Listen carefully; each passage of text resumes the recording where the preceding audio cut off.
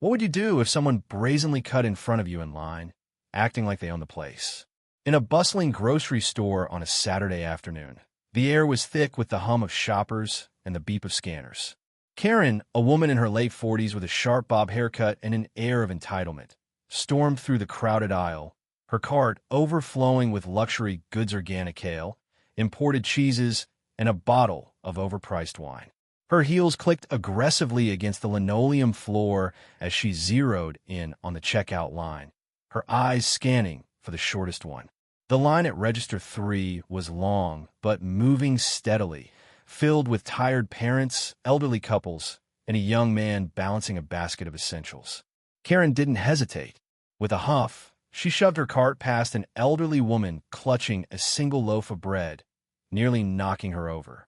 "I'm in a hurry," Karen snapped, her voice cutting through the murmurs of the crowd. Gasps rippled through the line as she elbowed her way to the front, ignoring the glares and muttered protests. The audacity was palpable. Karen's actions weren't just rude, they were a declaration of war on common decency. The elderly woman, Mrs. Clara, stumbled but caught herself on a nearby display, her frail hands trembling. A young mother behind her, juggling a toddler and a bag of apples, shouted, "Hey, there's a line here." Karen didn't flinch.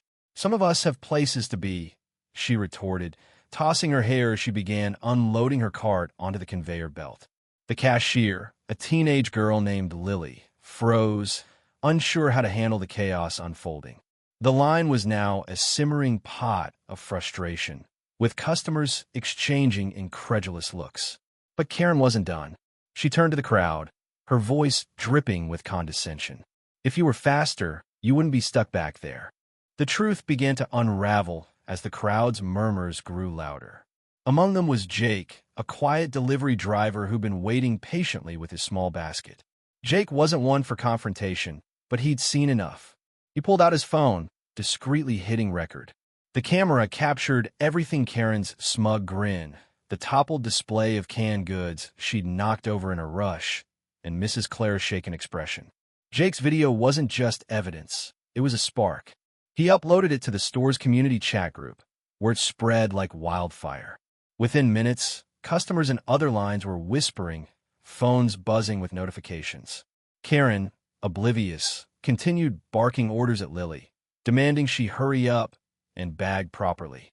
But the tide was turning. A woman in the next line, Sarah, a local blogger with a knack for exposing bad behavior, recognized Karen from a previous incident at a coffee shop. "That's her," Sarah whispered to her friend, pulling up an old post about Karen berating a barista. The pattern was clear. Karen thrived on bullying her way through life. The confrontation erupted when the store manager, Mr. Thompson, a no-nonsense man in his 50s, stormed over. He'd been alerted by the group chat and had seen Jake's video. His face was stern as he approached, holding his phone with the footage paused on Karen's smug face.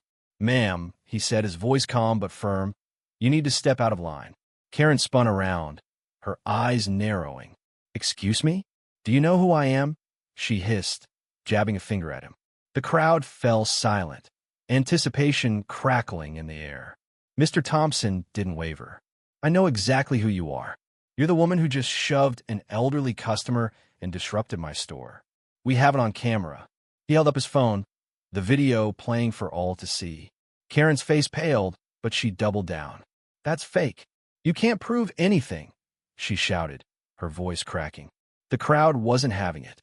Mrs. Clara, now steadied by the young mother, spoke up, her voice trembling but resolute. "You pushed me, and you know it." The young mother chimed in, "We all saw it." Then came a twist. A man in a delivery uniform, unnoticed until now, stepped forward. It was Miguel, a regular at the store who'd been quietly restocking shelves nearby. He wasn't just a worker, was Mrs. Clara's son. His face was a mix of anger and protectiveness as he addressed Karen. "That's my mother you pushed," he said, his voice low but piercing. "She's 78, and she's been through enough without people like you treating her like garbage." The crowd gasped, the weight of his words sinking in. Karen's bravado crumbled. She stammered, trying to deflect. "Tu didn't mean to. She was in my way." But the evidence was undeniable. Jake's video, now circulating beyond the store, showed every angle of her aggression. Sarah, the blogger, was already typing furiously, live posting the drama to her thousands of followers. The store's security camera footage, which Mr. Thompson had checked, corroborated everything. Karen's downfall was swift and brutal. Mr. Thompson crossed his arms, his voice unwavering. "You're banned from this store, effective immediately. Security will escort you out." Karen's jaw dropped, her cart abandoned as two security guards appeared. The crowd erupted in applause, a mix of relief and vindication. Karen tried to argue, her voice rising to a shrill pitch. "This is outrageous. I'll sue you all." But her threats fell flat. The guards let her out, her designer purse swinging uselessly as she muttered curses. Outside, a small group of customers had gathered, some recording her walk of shame. Sarah's post went viral, racking up thousands of shares with the hashtag #KarenCaught.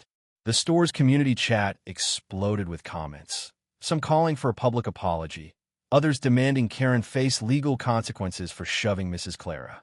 The aftermath was a lesson in accountability. Mrs. Clara, shaken but dignified, was offered a gift card and an apology from the store. Miguel stayed by her side, his quiet strength a stark contrast to Karen's chaos.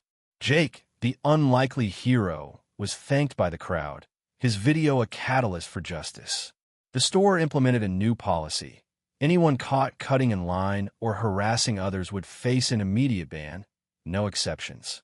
Karen's name became a cautionary tale, whispered in local shops, and shared online as a reminder that actions have consequences. The community rallied around Mrs. Clara, with Sarah organizing a fundraiser to help with her medical bills, revealing she'd been saving for a procedure. The response was overwhelming, restoring faith in the power of collective kindness. What do you think? Should Karen get a second chance? Or was the ban justified? Share your thoughts on where the line between rudeness and accountability lies.